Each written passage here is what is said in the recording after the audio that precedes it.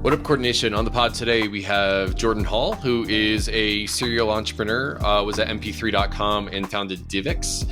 And on this episode, it's actually the second episode that I've done with him. We did an episode about a year ago entitled Game B, which is all about creating an omni-win civilization. And man, a lot has happened since my first episode with Jordan. ChatGPT 3 has happened, 3 Hours Capital has happened, SBF has happened, and we've also seen how DAOs can evolve a little bit more. So in this episode, we talk about how do we create decentralized collective intelligence? How do we create a decentralized neocortex? Neocortex, of course, being part of the brain that's responsible for executive function and for coordinating resources. How do we solve coordination failures, but without creating authoritarianism? Which is, one of the themes that we explore with Daniel Schmachtenberger is this idea of a meta crisis and a third attractor where we solve coordination failures with decentralized governance. So just really appreciate Jordan's perspective as a serial entrepreneur, someone who has decentralized power in organizations that he's been involved in, but also as a philosopher and a priori thinker about how to create decentralized social movements that are intelligent, collectively intelligent. So I really just think that Jordan is this lucid and articulate thinker, and I enjoy the way he breaks down problems. And this is one of my favorite episodes that we've done over the last few months because it deals with decentralized collective intelligence. I think that's one of the big promises of the Web3 space. So Coordination, I think that you're really going to enjoy this episode with Jordan Hall. Enjoy. Working in Web3 is awesome, but working outside of the typical W-2 employee structure is a deal breaker for so many. OPOLIS is helping the self-sovereign worker focus on what they do best, their work. Tax time is coming up. OPOLIS helps professionalize your business by helping you form an entity, generate proof of employment through pay stubs, and receive a W-2 at the end of the tax year. Are you self-employed and forced to spend money on expensive healthcare insurance with limited coverage? OPOLIS leverages group buying power through a community employment co-op, helping you save 20 to 50% on high-quality, affordable healthcare options through Cigna. And finally, OPOLIS's member owners share in OPOLIS's success and profits based on their work token holdings. You must be authorized to work inside the United States and select Canadian provinces to receive OPOLIS's benefits. Book a 30-minute free consultation with OPOLIS's experts and join OPOLIS by March 31st, 2023 to get 1,000 work and 1,000 bank tokens. Go to connect.opolis.co/bankless to get started. And if you're going to ETH Denver, make sure to stop by the OPOLIS booth or attend their Future of Work Summit hosted by OPOLIS. The GLOW dollar is a new stablecoin with a very special property. As the market cap of GLOW goes up, extreme poverty goes down. GLOW is a dollar-backed, non-profit stablecoin that creates basic income for people living in extreme poverty. GLOW is basically the same business model as USDC, with yield-generating treasuries on one side and a stablecoin on Ethereum on the other. But instead of being a for-profit company, GLOW is a non-profit that donates 100% of all yields from the GLOW Reserve to Give Directly's basic income program. Give Directly is a charity that gives people money, no strings attached, to people living in poverty, and is a charity that Vitalik has previously donated to and supported in the past. With GLOW, you can reduce poverty just by holding a stablecoin. GLOW is launching in early 2023, and you can join the waitlist at glowdollar.org/greenpill. That's glodollar.org/greenpill. Alrighty. Hey, Jordan, what's up? Well, we're talking about this notion of the new form of governance, or what I've begun to start calling the Neo-neocortex, which, by the way, is one of the reasons why we're talking about it is that it's at least substantially distributed. So unlike the neocortex that happens to live inside our individual skull, the neo-neocortex is what happens when distributed cognition kind of finally gets its shit together. Maybe a fine point on it. And you and I had a brief back and forth on Twitter in the context of decentralized governance, which is a part of that story. Mm-hmm. And I think it'd be great to just start hammering on that question. Yeah, sounds good. Let's go down the deep end. So I think that the tweet thread that we engaged on, and the reason why we decided to do another podcast together, was that I think I was talking about decentralization of power, meaning decentralizing responsibility. And so basically, how do you teach people to be able to self-govern? There's a lot of responsibility that comes with that power. So I think that was the immediate trigger for the conversation. But one thing I'll drop before I hand the speaking mic back to you is that, in some of the work that I've been doing with talking to Daniel Schmachtenberger and others about the meta crisis, there's this idea of coordination failure being one attractor for human activity and systems of human activity. You basically have uncoordinated action that leads to things like climate change and externalization of harm, biodiversity collapse. And then the second attractor is basically regulating that coordination failure so that there is no more externalization of harm. But that attractor can lead to authoritarian sort of government. And once you give people the power to regulate you, how do you know they're not going to use it in a way that abuses that power? And then so the looking for a third basin of attractor for human activity, which is decentralized governance, governance that allows you to solve coordination failure but not get the authoritarian outcomes that would come from handing over complete power to someone over you. And so, my aperture for this conversation is not only practical, trying to figure out how to decentralize responsibility at Gitcoin, but it's also trying to solve this game theoretic problem of how do you solve coordination failure, but without creating authoritarianism? How do you create a decentralized way of coordinating humans? So that's my volley back to you. What does that bring up for you? Nice. Well, the first thing that I'd like to put out there is I really like it when I'm interacting with people who have both sort of the tactic and the strategic, or the practical big picture simultaneously. It's really empirical and a priori knowledge are really complementary. You're dealing with the problem really in Gitcoin, which is to say it grounds and does it actually work for something that you're putting a lot of skin in the game in, and you're contemplating it from the point of view of the biggest picture concerns, right? And that if you don't have both, you're probably going to get into some kind of trouble, because we're in the thick of it, right? So things that kind of work on the ground practically, but if they're not grounded in something that will continue to work as the system continues to evolve and the stakes continue to go up, we might actually have sort of bought the ticket on the wrong train.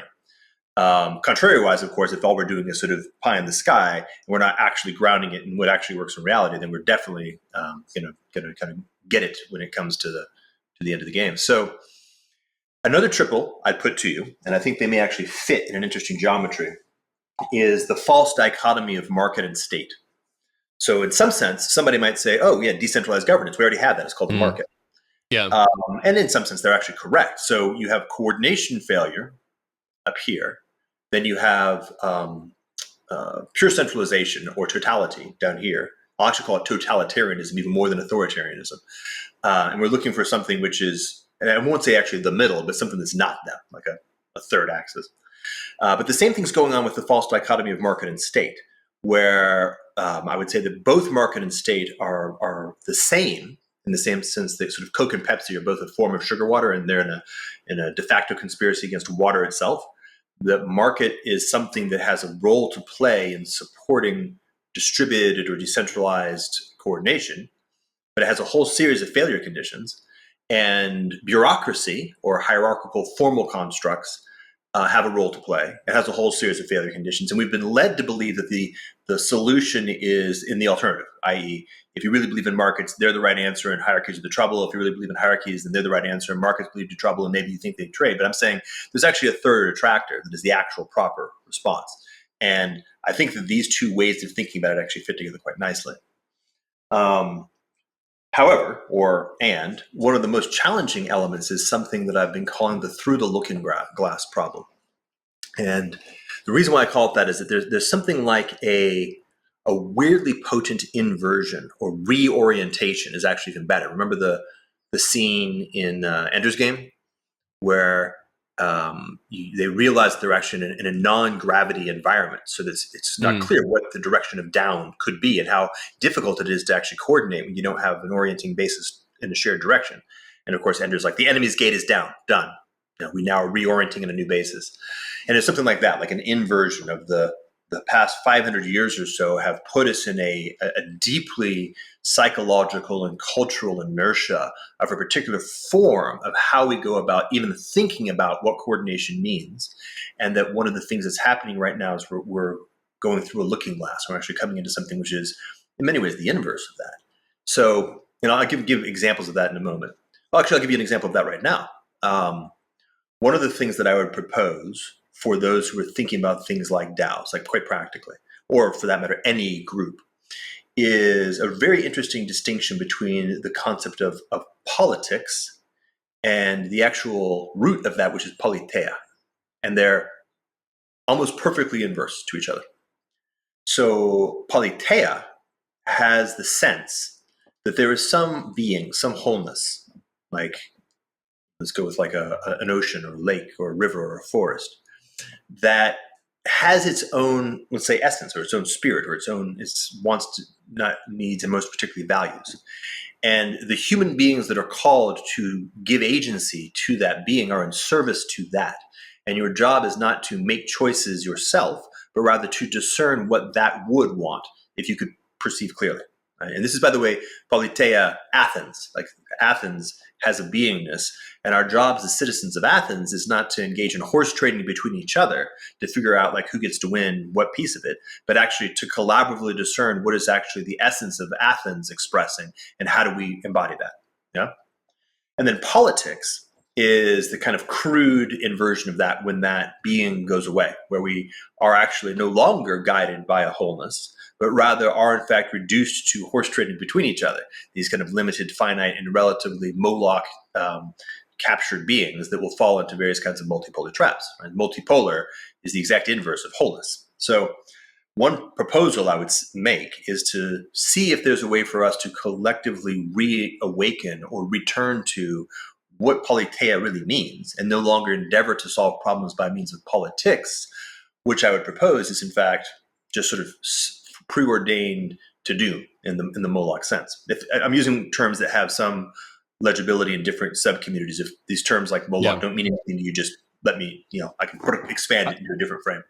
Sure. Moloch being the sort of like visceral representation of coordination failure as the god of coordination failure is sort of the shorthand being used here, I think. Specifically multipolar traps. So coordination failure that is baked into the way that our system is actually architected. So try as you might, we all can kind of sit around the table and agree that X is the place we'd like to go. But because of the way that the communications and incentive landscape is constructed, we will always end up in a completely different location, typically a really bad one. Sort of a great classic example is imagine that we were on an island that had a culture where everybody gave themselves a very intense, painful electric shock every day, obligate. It was sort of culturally obligatory. Yeah. And anybody who didn't do that was immediately killed by everybody else. And so we could all kind of like sit around going, man, it should be a whole lot better if we didn't, shock ourselves every day. We're all like, yeah, that'd be a whole lot better. But if you don't have the right kind of communications infrastructure, the coordination failure leads everybody to default to the local optima of shocking yourself every day rather than getting torn apart, rather than being killed. Mm-hmm. And the premise is that the entire category of politics, which is effectively how do we generate a synthetic group that has a strong enough capacity to win some kind of conflict. If you design it as a first past the post, winner takes all electoral system using a each individual go, one man, one vote kind of mechanism, that's a conflict that is a zero sum game, and it has a certain kind of topology that defines what winning looks like. So such a system will always have two parties, and they'll be maximally polarized in a finite time. And that's that. Like, so the idea is once you design the game in a certain way, the end state is just a matter of how long does it take for the system to get to its attractor. Yeah, it becomes deterministic in a way. It is, yeah, exactly. Yeah. And so the premise is that this other thing, politeia, at the big picture is a piece of what we're looking for. Let me throw some other pieces in. Another piece that's very important is to say, okay, if you're working, like many of the people who I think might be listening to this, in the subdomain of decentralized governance or dealing with governance challenges in the context of Web3, crypto, even Bitcoin, et cetera. Be mindful of the fact that you're dealing with something which is part of a larger story, this new form of governance, this Neo-neocortex. And that's important. Like, okay, I may be solving a very particular problem that is right in front of me, but I'm actually dealing with a much bigger picture. I'm dealing with governance writ large. And therefore, by the way, many of the problems that I'm dealing with are because I'm trying to force a hammer to also be a screwdriver. And maybe the better thing to do is to look outside of the toolbox that I think I've got and say, what other kinds of tools are there in the sort of the total toolbox of human history that might be the proper tool? So, for example, a good king is a very, very effective form of governance. And if you happen to actually be able to be lucky enough to get a good king, then you're probably going to have a very successful governance mechanism. Right? That's actually really good. What's the meme there? It's a benevolent dictator. So you've got someone who's got total power, but they're totally benevolent in how they use it. And yeah, I think that those two things are like countervailing metrics. Like you have total power, but you're totally benevolent in how you use it. Well, let's like even define a little bit of what would that look like, because there's a couple of boundary conditions. One is you actually have to have a coherent domain. And in the sense of the good king, you have to have a kingdom, which is a real, like an actual boundary. It has to be, say it's a coherent domain. A nice example is to shift metaphors to the body, like the heart. The heart is a monarch, right? It has a single governance principle, which happens to be the signaling mechanisms of the particular cells that enable coordinated like no coordination failure at all. Like the trillion cells all perfectly in sync and almost no failure. But it's bounded, right? It actually is very clearly a single thing. It has a raison d'etre. It has a, what does it mean to be a heart cell and not a lung cell? There's a lot of stuff that tells you what it is and what it's not. And so it's very clear. So you need to have a well-defined domain. It actually has to be a real, actual thing in the world that makes sense as an integrated whole. It has to actually be an integrated whole. So the first speaks to its potentiality. The second speaks to its actuality, right? So if you accidentally have a cancer cell in the middle of your heart, you're going to have a lot of trouble. If for some reason in the way that you developed embryonically, your heart has 3 valves instead of 4 valves, it's going to be challenging. It may not actually function, right? So it has to be not just in potential, an actual whole, but it has to be an actual whole, right? So that's that.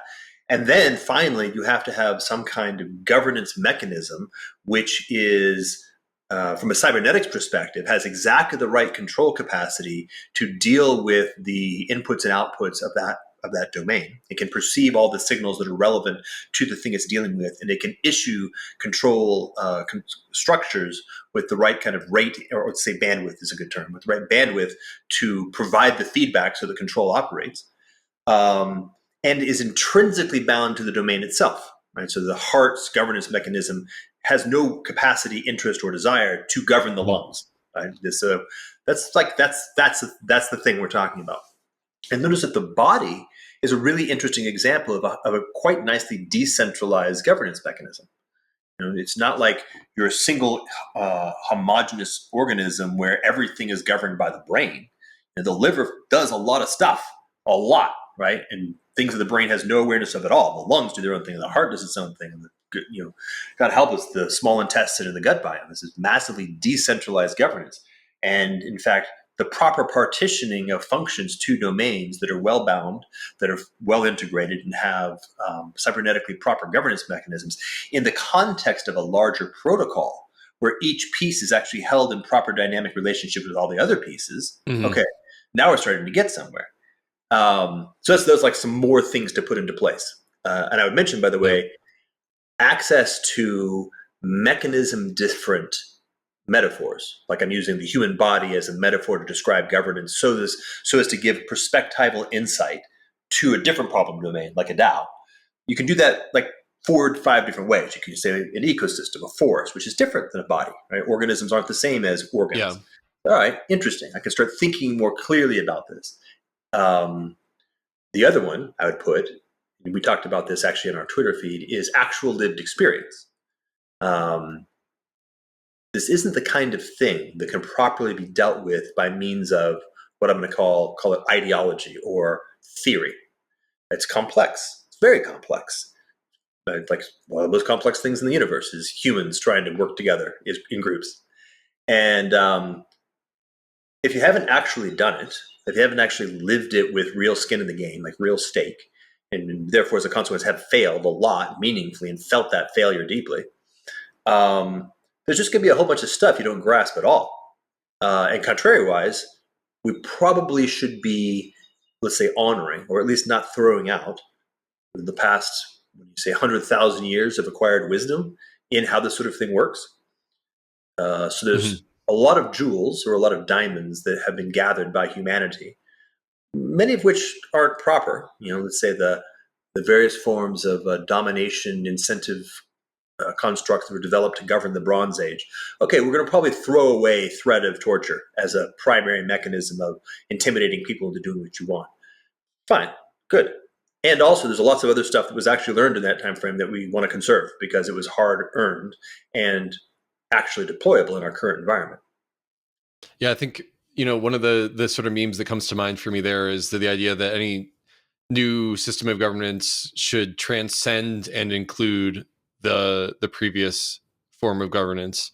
And that can mean different things in different contexts. Yes. With Gitcoin going from being a company to a DAO, hopefully my context and awareness is transcended and included in the way Gitcoin governs itself. And now I'm a minority stakeholder. And yeah, to your point, the heart doesn't govern the lungs and vice versa. By modularizing a system and giving each organ its own specific form of governance, then you sort of limit the scope of one entity being in charge of the whole on around it, and that's a way to sort of break up the way a distributed system can do governance. But I'm wondering if from what you just said, if there's any other best practices that if we could come up with by the end of this episode a list of 6 best practices for doing decentralized governance, for building that NeoNeoCortex of how a system can govern in itself.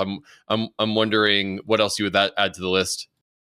Yeah, well, let's dance with that. So the metaphor of NeoNeoCortex is quite nice, because we say that the development of the human body, the cortex does most of the stuff in terms of coordination of the various distinct organs of the body. The neocortex is actually a relatively thin control mechanism. Yeah. And that's important to think about. And if we're talking about a NeoNeoCortex, interesting. So if we have stuff like markets and we have stuff like hierarchical organizations, bureaucracies, of which all corporations are a variation on that theme, we may want to be thinking about this category of decentralized governance, NeoNeoCortex, in that same sense, meaning what we're actually trying to do is properly modularize each of the particular well-defined domains that are part of our ecology, and then creating a protocol that allows them to operate together well. So the kinds of choices that are held at the level of at the highest level of the stack are, in many cases, quite simple, and much of the complexity is actually handled much lower in the stack and at modules that may in fact be corporations, for example. Okay, now this is a little bit of a slice, but I think it needs to land quite nicely. One of the challenges that we're dealing with is that because we haven't had this kind of integrating protocol in the past, and human activity has largely been, almost exclusively, been captured or concentrated in this, in, say, corporations or hierarchies. We've had a problem that our hierarchies are in fact not kingdoms. They're not well defined. Like Lockheed Martin is a paperclip maximizer. It intrinsically cannot help but want to expand to actually be everything. And I'm not pointing at them, like every corporation, Google, Alphabet. In other words, unlike a heart that very much is just going to heart and not at all try to liver, every corporation intrinsically must expand to fill the entire space. Right? And the only reason it doesn't is because other corporations are pushing back against it. And a proper operating protocol would in fact prevent that from happening. Right? It would actually design organisms that are more like organs, which is to say that they're well-defined, well-bounded, and their governance doesn't have in its intrinsics a want, need, or desire to expand. Right? So what that means is like the human. Let me actually add one more piece to this because it's critical. Part and parcel of the reason why the previous period of time has created so much trouble is that each individual human's diversity of interests and needs have been forced through a very narrow channel, meaning you worked at a job. And so all the different values that you have as a human had to be squeezed through the director of marketing at GM.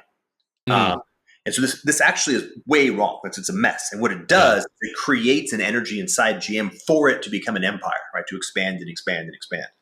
But because in this current environment, that's not how it works, or at least it will evolve more and more to not being the case. Like you will actually have many, like dozens or hundreds of distinct ways that you can give and add value, many of which might be qualitatively distinct. So it's a much a wider distributed field of ways of giving value. Yeah. And therefore, the fact that some particular subnode has kind of reached, all you're doing is sort of providing maintenance and small trim tabbing to make sure it's exactly right and not indifferent to expand it, doesn't bother you because you're not limited by the fact that you've been wholly captured into that piece.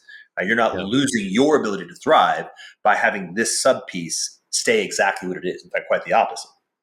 So keep that in mind. That's another, how would I say, principle is every individual should be only contributing to a particular organization as a partial aspect of their whole self, and to the degree to which their particular values are being highly, if not perfectly, realized in that contribution.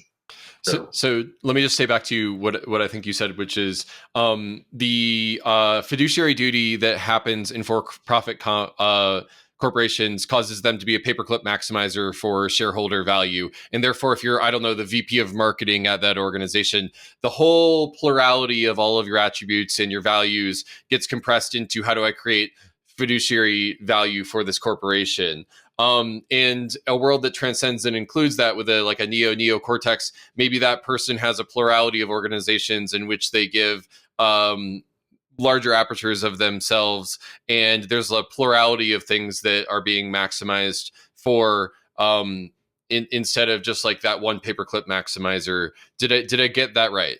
Yeah, let me say the other piece a little bit more robustly. So the first piece, totally right. Like the fiduciary responsibility for shareholder maximization is paperclip maximizer. Done.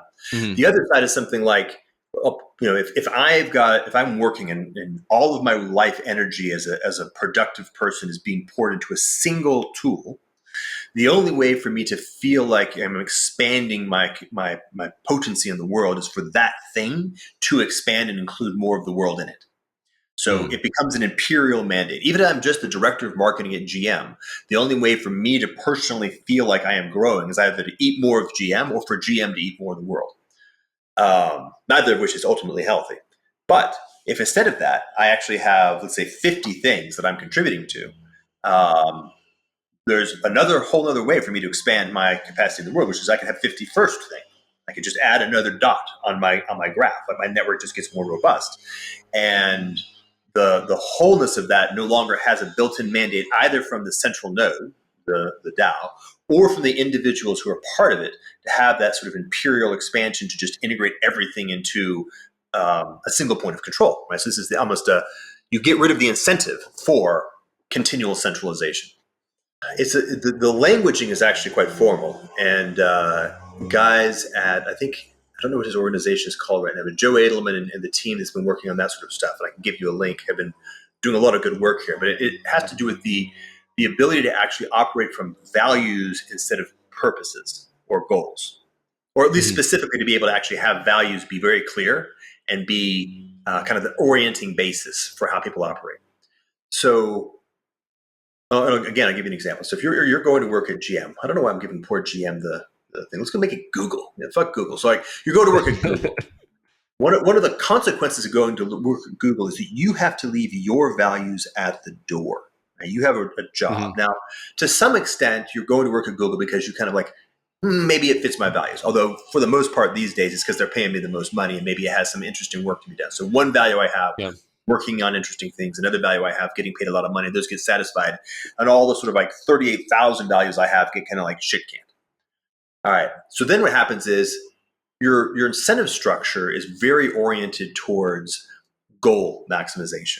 I have extrinsic things in the world that I want to accomplish. Like I want to get a Lamborghini. I want to get, a big island. I want to get, all the things.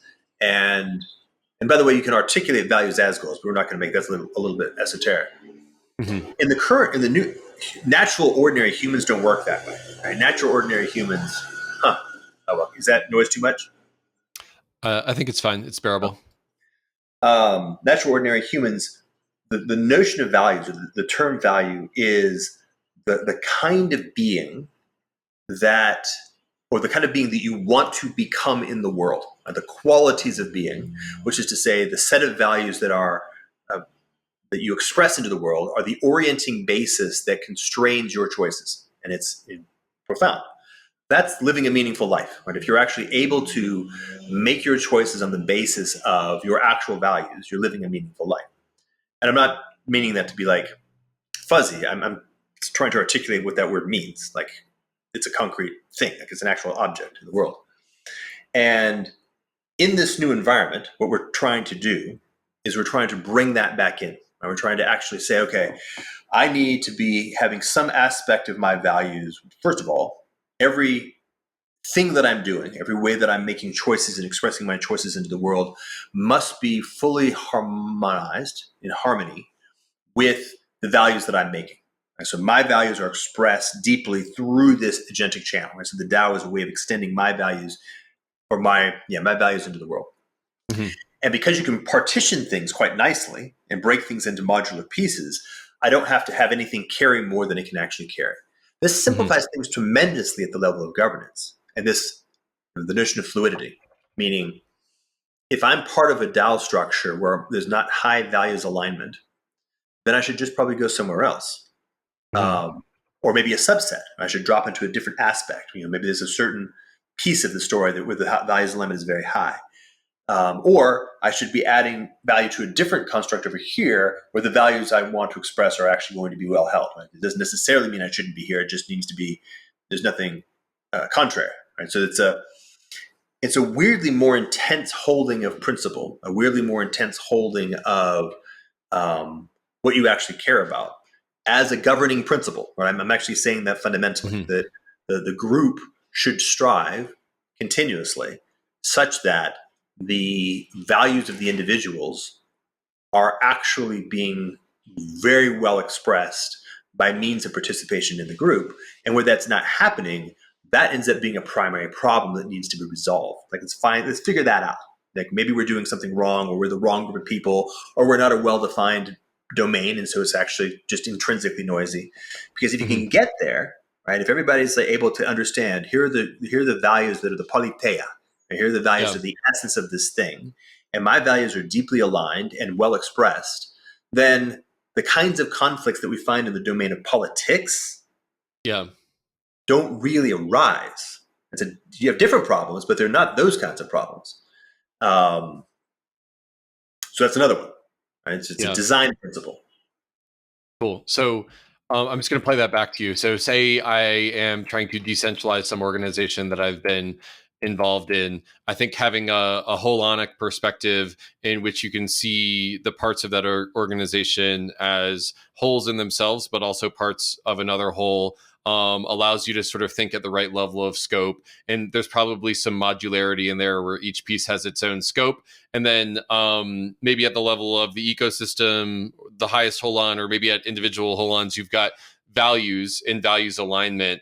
And as long as the values of the individuals are able to be expressed by their participation in the group, then that DAO will remain on track, or is more likely to remain on track. And where that's not happening, that's maybe a primary place to evolve.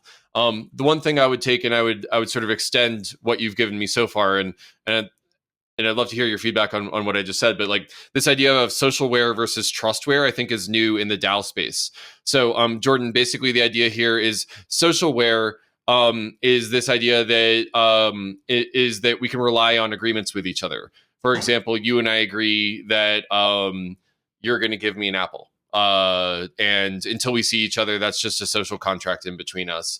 And trustware is relying on cryptographic systems, machines, in order to deliver that. So the smart contract example of this would be you create a one Apple token, and then that's, you promise that to be on chain through a smart contract. That's trustware. And so I think that it's interesting to think that some of these DAOs are going to have, instead of typical companies, which are just socialware up all the way down, with the exception of maybe some legal trustware in there in the form of the bylaws and the governance structure. With DAOs, you've got trustware, and you can sort of start to segment out where the humans actually have power over each of these modules and scope what exact governance power they have over these modules, which allows you to I would think of it as like, if everything is socialware, then there are no bumpers. But Trustware is almost like bumper bowling, where like you can't go that far off course of whatever the programmatic set of values that the organization has. So that's how I would take and extend what you said about modularity and values alignment and values of individuals in these organizations. How does that resonate with you? Yeah, it resonates very highly. So let me just kind of give you an example of what that looks like in a different domain. What I mean is this. There's bones in my fingers. That's Trustware, right? There's a whole bunch of shit that's going on at the causal level that I have no conscious awareness of or need to control in any way. It's taken care of at a different level in the stack with extremely high confidence. Like effectively, I can assume. Now, on occasion, there may be something going on where that doesn't work and my finger breaks or something else happens. But more or less, that's built in, and that's how it works, right? We actually consistently have these layers of this notion of different layers of the stack, and we always want to render unto Caesar what is Caesar. So to the extent possible and appropriate, that's a caveat I'll give in a second. This is a big piece of the new form of governance, is actually being able to say, yeah, we can now render into code a whole bunch of functions that make them no longer needing to be governed by this weird tweener capacity of bureaucracy or, it's actually very specifically bureaucracy or humans acting as machines, right? We don't need humans to act as machines anymore. We can actually have machines act as machines, and they can do that job very well. Awesome. Okay. Now, there's essentially two primary failure conditions in that design modality. One, we go back to that notion of an improperly partitioned domain. Right? So if you're trying to build trust-aware technology that causes the lungs to do heart stuff, or you've got heart and lungs mixed into a single thing, you're going to find yourself very confused and creating all kinds of weird errors. You have to be very clean to understand that your modules are in fact modules. Like they're really well bound. They actually make sense as a whole, and that the interfaces make sense. And this is tricky when you're decentralizing something that already exists, because history, the legacy that's gotten us here, has produced monstrosities, right? Every organization that exists isn't a well-defined, well-bounded thing, right? It's in fact, it's kind of like a Frankenstein's monster of sort of partially produced objects. Each distinct function in, say, Google and Facebook are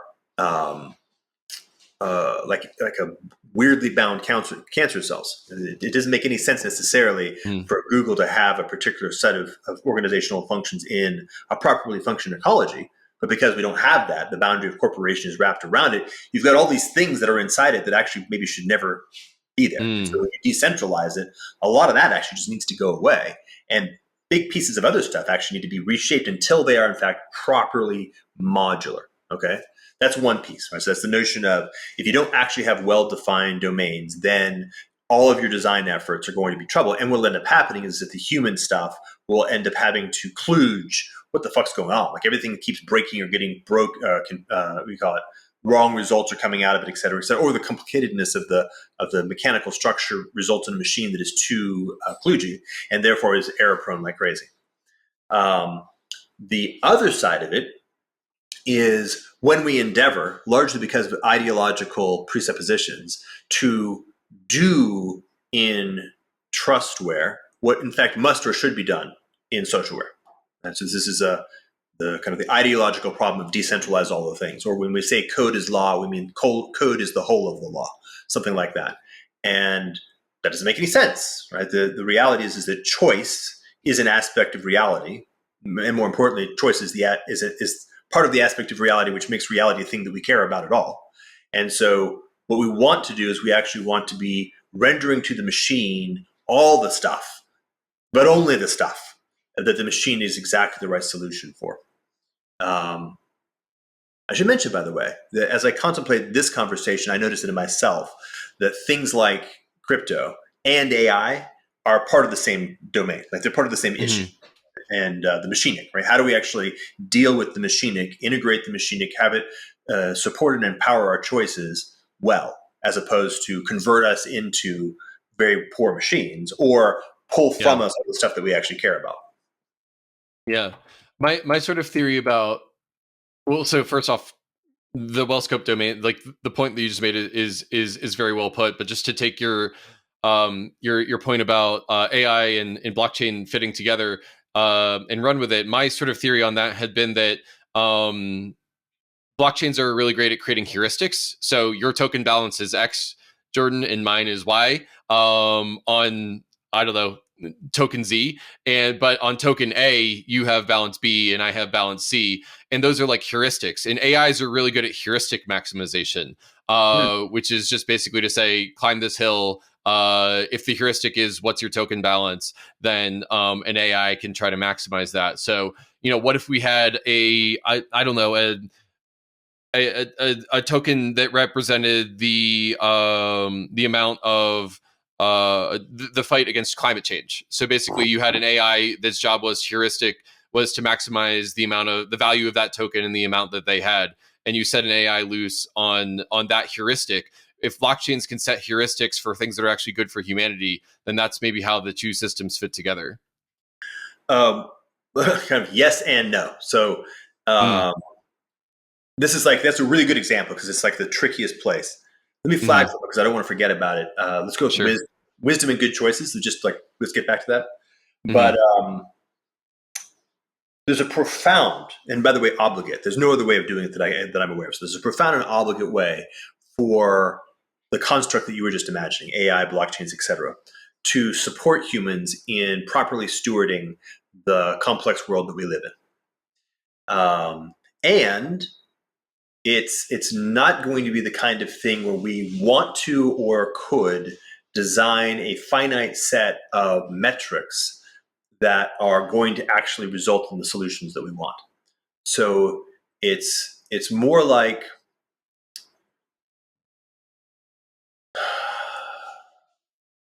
let me think of a good example. Well, I'll give you a very simple example, and then we'll expand from that. A thermostat is kind of what you're describing, right? It's one of the simplest possible constructs between a token system and an AI system. In this case, a token system is a very simple on-off in relationship to a boundary condition, temperature, and an AI system that has the ability to actuate some kind of mechanism, heating or cooling, in relationship to the flagging of the metric. So that is actually really, really good. And that's a very functional thing. I think it's a very apt metaphor too, because I think I have an AI thermostat in my house right now. So what you want is you want to say, okay, at the this is kind of the alignment. There's two things. There's the alignment problem where if I'm in charge of telling it ultimately what I'd like it to do, and the subtlety and nuance of what that exact means is kind of the hard problem, the challenge. I'll get to that in a second. Yeah. But as long as it's not in charge, that's it. One, right? So the thermostat doesn't tell me what temperature it wants to optimize for. It does what I tell it to do. And here's the other piece. And in the context of the actual whole reality that I actually live in. And so to make an example, if your AI thermostat could sort of perfectly modulate the temperature your body's in, but at the expense of turning everything outside of your house into an unlivable hellhole, you'd be externalizing something that was wrong, right? So you've got these two problems, right? This is the real thing. This is actually where we are. You have to actually be able to have a full accounting for literally the whole of reality that you're affecting, and the more powerful we get, the more that is actually a reality. And you have to actually be able to have a full, how would I say this? Sovereignty, right? You have to have full empowerment of the center of sovereignty being in the singularity of the human. And so those are the 2 points. In between those 2 points, we can actually have very, very high agency or lots of actuation happening in the machining. And now we'll sort of include all of the stuff that happens in technology. But those 2 points are subtle and tricky. But let me speak to a simpler version of that, which is the wisdom and good choices thing. If you look at the expanding frontier of what people back in the 80s were fucking talking about, but now are feeling it, of AI getting better. So Chat GPT killing X number of jobs, hypothetically. We don't know that it actually will, but let's just assume worst case scenario and it just sort of obliterates a whole bunch of jobs. And then let's iterate it again. There's just a sort of expanding sphere, software eating the world, how much of the world gets eaten. Well, my proposal is that the boundary of that is wisdom. meaning effective choices, actually making the actual choices of what to do, is the thing that humans are here to do. That's our thing. We're here to make choices. And I mean free will. Like, if you want to be theological about it, that's what I'm saying.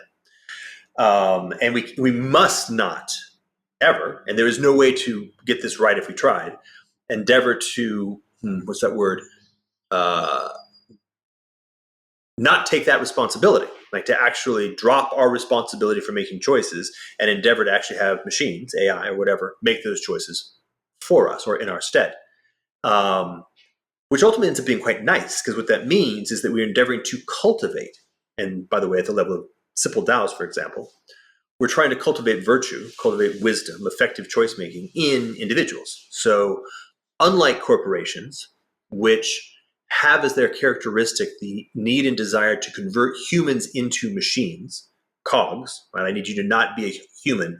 I need you to be an effective director of marketing, which means stripping out something like 85% of who you are and then building a bunch of stuff that isn't you so that you can fill this particular role in the extended machine of this organization.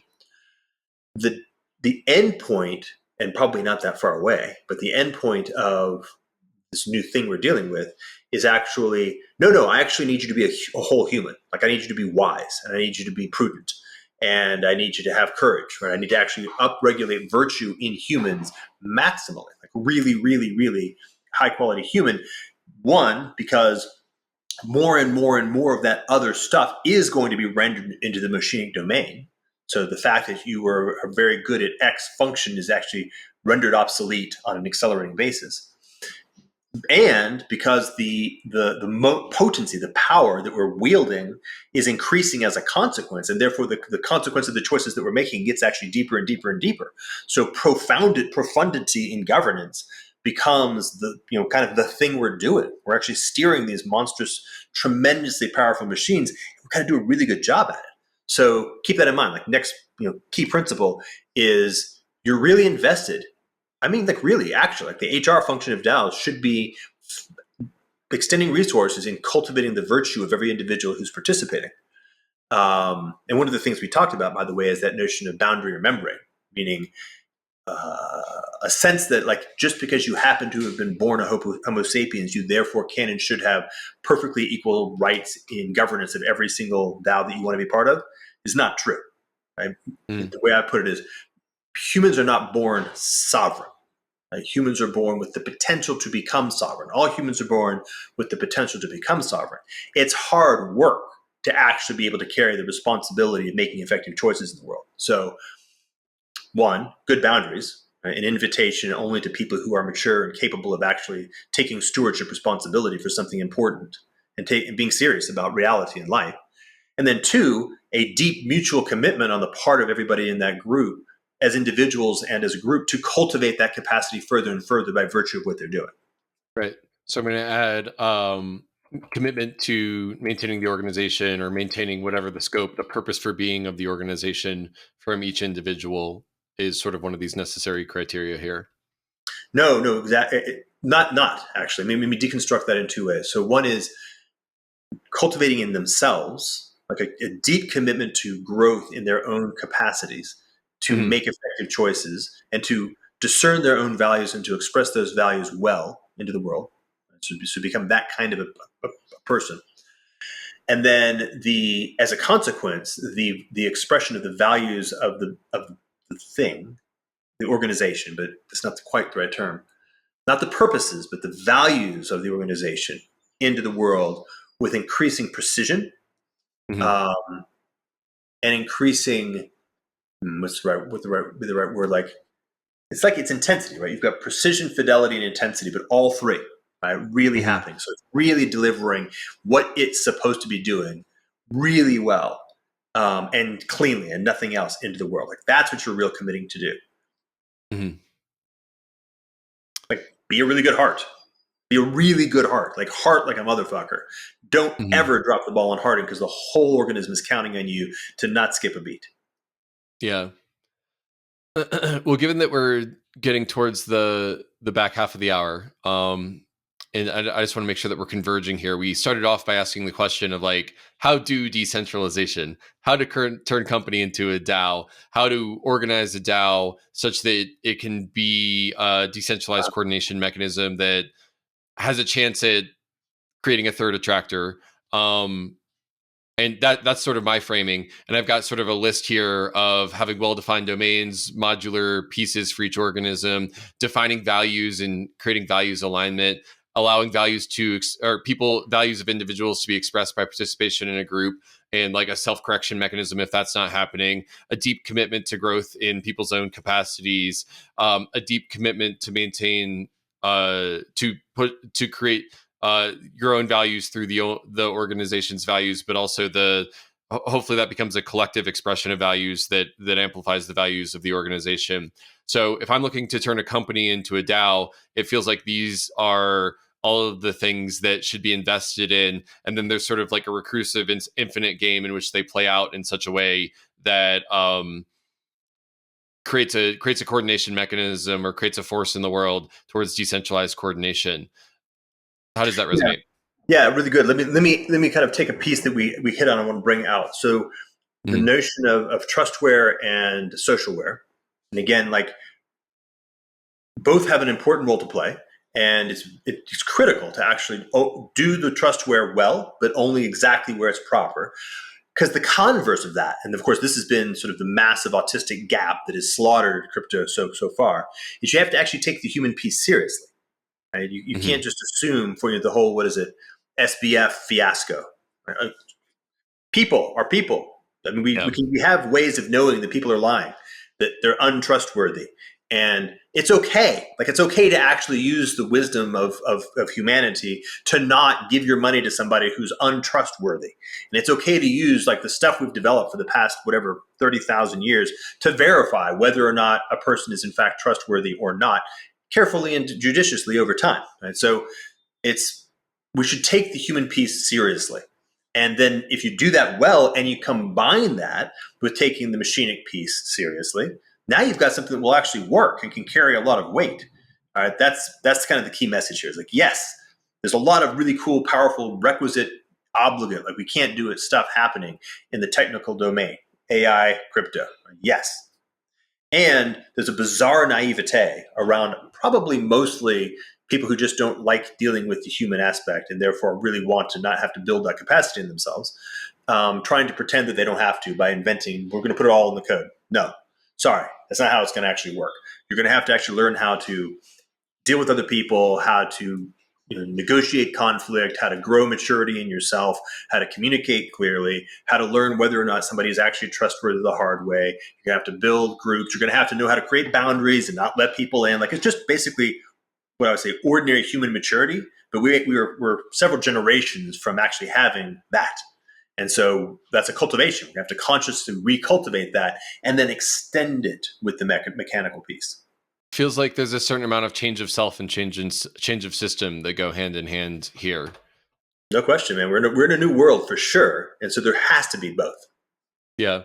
Well, I want to talk a little bit because I know that we've been sort of talking in this future realm of DAOs and AIs and networked organizations, but I just want to ground this a little bit in some of your experience in the past as the founder of several successful companies in the past. And I think that you said that several of the people who worked for you went on to found their own companies. And I think you said there's always a nod of helping them, but until you've sat in the chair, you don't really know.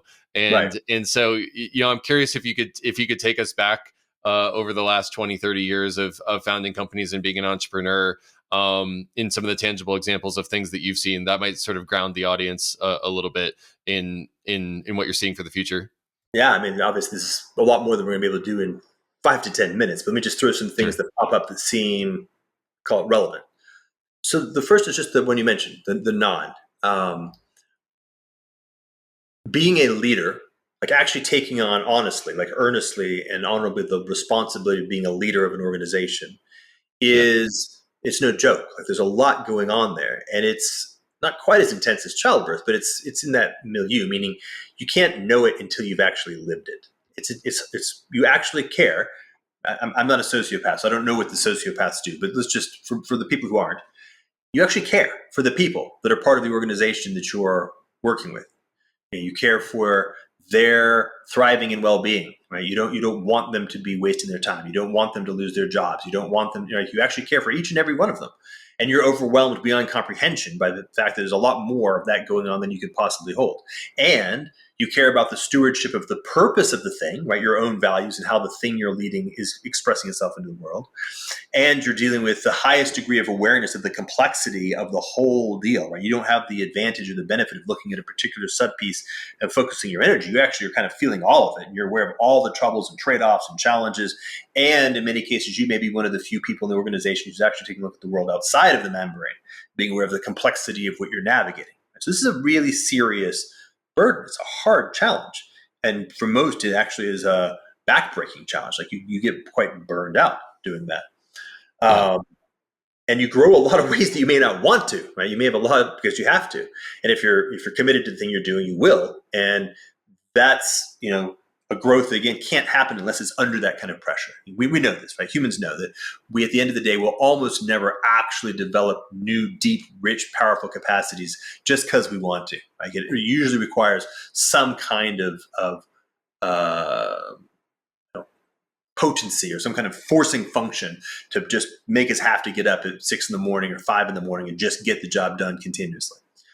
Okay, so 1, that's all real. 2, there's something about that you're not going to be able to just abstract away by building a consensus voting function, because now you have a bunch of looky-loos who aren't really skin in the game, who aren't living and dying and breathing and bleeding, who kind of vaguely think like they have lots of rights to do stuff, but aren't carrying anywhere near the full responsibility of it. There's a reason why those kinds of things don't work very well. And there's a lot of kind of entitlement and petulance that comes from not having participated in that, but kind of looking at it. And I remember when I got myself stuck in being a CEO for the first time, literally speaking out loud, like, well, this doesn't look that hard. I'm sure we can do better. Whatever, 26, right? Yeah, it actually is really hard. And it doesn't look that hard because you're only seeing a tiny fraction of it. So what's the point? The point is something like, anything that we are doing that is actually deserves to be named governance is actually a lot more, I want to say important, a lot more, I'll say important, potent, right? Then we kind of have been given, not we, but like particularly, and I don't mean to be mean, but the millennials in particular and younger have been given a life experience to actually even recognize what that means. Unfortunately, we've built kind of like a Disneyland civilization that hasn't actually given people a lot of capacity to carry heavy weight and deal with real responsibility in a deep way, where the choices you're making are in fact actually important and serious. And so that seriousness and the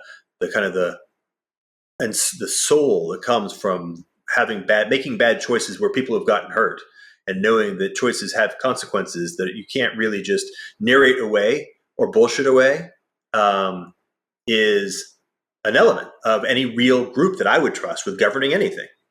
Now, by the way, that's the choice making. That's not necessarily the perception. Lots of things can happen in the context of input. Everybody should have input. You have to know what's actually going on. And I know no given individual can vaguely perceive like a small fraction of the whole of what's happening. So that's that piece. The other piece is just to say, like, one of the elements that I learned the hard way is humans and human vice, and how incentive landscapes can fuck things up bad. And you had a well-functioning team that all seemed to be like a crew that were really pulling in the same direction, had each other's backs. And then suddenly the stake of everybody's piece of the ship gets a lot more valuable. And suddenly backstabbing starts happening in a way that you would never have expected would happen. Or people suddenly start slowing down their collective pulling and thinking about their own individual piece of it. Yeah, man, that's real. And so, or for that matter, people who are good at talking a good story but actually can't deliver. There's all kinds of that stuff, right? So the hard-earned piece of the fact that we are really building things out of humans, and we want to, we need to. And there's a difference between being kind of naive and ideological about how that works and being practical about how that works, is what I would put into the middle of the equation. That there's something actually important and real there. And the more you honor that, and the more you earn your spurs, the more effective the things you're participating will end up being. Yeah, well, I think that there's certainly a lot there. I wish that we had a half hour more to get into it, but we are running out of time. Is there anything that I didn't ask you that you want to say? And I'll just ground that by refocusing the audience's attention on the original intention of this episode, which is how do we build a decentralized neocortex and neo-neocortex, and how can DAOs solve for the third attractor, solve for coordination failures? Is there anything that I didn't ask that you want to say on that subject? Yeah, two things. And I apologize because I apologize too much. If you know anything about me, this is part of what I seem to be doing. So I'm going to throw out some shit that may actually not be valuable to anybody. But if it is valuable, you'll like it. So one is the Degen thing. To the degree that we know this, like this is very well understood psychology, to the degree to which people's actions are motivated by extrinsic metrics, meaning piles of stuff, they're going to become degens. This is the Moloch thing at the individual level. Yeah. To the degree that people are in fact motivated by their values, well perceived and well expressed, you will have the regen thing. It's kind of as simple as that. So keep that in mind. Right? If you found yourself surrounded by degens, there's probably a very simple reason. And you're going to have a really hard time steering that ship. Okay, two is completely different. So just like frame change. There's a project that I quite like, I've been following, called Afropolitan, that is doing something like a network state, although I think it's much richer than that. And I was watching a video by a woman who was talking about how much the consequences of the Napoleonic civil code form of law had wreaked havoc in the former French colonies in Africa, and how the English common law system, which in many ways resonated with the indigenous system of governance or jurisprudence, almost always proved more effective or better. And I would point to that, right, just as a really powerful thing. So civic code, the Napoleonic model, comes directly out of the French Revolution and the Enlightenment style of thinking, which endeavors to perceive or imagine that you can kind of write down a schematic that can literally take into account every possible case and produce the appropriate rule for how to deal with that case. In other words, it's algorithmic. Right? It takes an AI approach to how we do governance. And it's a terrible way of doing things. Common law works in exactly the opposite direction. Right? What it says is we have a whole bunch of loose heuristics based upon collective experience, and we're ultimately going to ground things in wisdom. So we're going to we're trying to cultivate wisdom in individuals, and we're going to try to find the wise people, and we're going to try to use our sort of hard-earned collective experience, which is context relevant. It actually understands the context, all the deep context of what's happening, and use that to discern really effective choices that are going to be relating to the actual reality of what you're dealing with. I keep hitting on the same theme, but in different directions. This is the same theme, right? That's important. Like, it really needs to sink in that if you're running a network state, your jurisprudence should be common law. I'll simply put it like that. And this is the same thing. This is there's stuff that can be rendered into the machinic. Yes, do it cleanly, do it well, understand where it works, what it can carry, and then take that other piece seriously. And we can point to history of what that looks like, and we can copy that. We don't have to reinvent it. But avoid the Enlightenment mistake, right? And avoid the mistake of thinking that humans acting like shitty machines are the right way to govern anything. Mm-hmm. Well, it seems like a great place to end, Jordan. Thank you so much for doing this episode with me. I really enjoyed our Twitter exchange. I enjoy how deeply you've thought about some of these subjects. And as an operator in the Web3 space, I think that some of these lessons are quite useful and tangible for people who are trying to create DAOs and try to create successful DAOs at that. And it just feels less lonely to hear someone like you talk about it. So thanks again for doing this episode with me. Well, you're super welcome. I'm glad to hear that. Yeah. Any parting thoughts, or where can people find you online before we break? Oh, I hope they don't find me online. Okay, there we go. All right. Well, thanks again, Jordan. All right. Bye-bye.